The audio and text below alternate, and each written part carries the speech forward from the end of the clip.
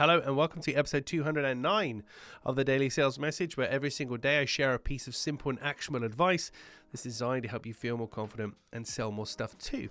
In today's episode, I'm talking about a pitch I had a long time ago now. Many years ago now, when I started my business. I was talking to a husband and wife team.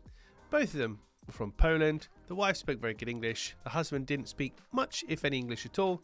No problem. So when I was pitching them about having a clear sales message, I was talking to the wife. She was relaying what I was saying to the husband in Polish, because my Polish isn't so great, as you can probably imagine. And sat there having the conversation. She was repeating what I was saying to him. And all of a sudden, I could feel, even though he's not talking to me and he doesn't speak English, he speaks Polish, I could feel that he wasn't really up for it. The conversation between him and his wife, I could sense there wasn't something there. And I'm always grateful that I did this, and I make a point of telling all of my clients and students to do this, but I called him out on it. So I have this saying, if you sense it, say it. And I sensed it, so I said it. And I turned to his wife and I said, can you just ask him, I don't think he believes this is going to work. I don't think he believes that having a clear sales message is going to work. Now, bearing in mind, this is a very early part of my business. I didn't have millions and hundreds of LinkedIn recommendations and proof, etc. So he was well within his rights to doubt me. Absolutely, he was. But I sensed that. I said it. She relayed it to him. He then came back with a very specific question about something, which I was able to answer. And from there, he was absolutely happy. They signed as a client. I did the work, and they were very happy thereafter. So it was a happy ending.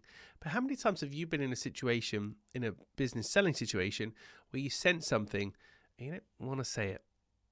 Don't want to feel awkward, don't want to feel rude, just not sure, so you don't, and then maybe the opportunity passes.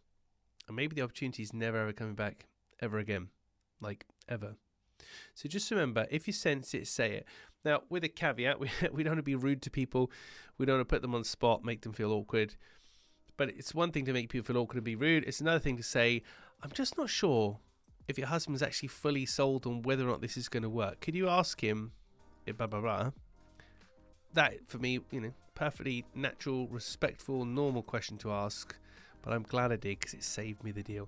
So the next time you're in a selling situation, if you sense something, say it, because A, you won't live a life full of regret, first of all, and B, it should help you to win the deal, because we're going to find what these issues might be and eradicate them.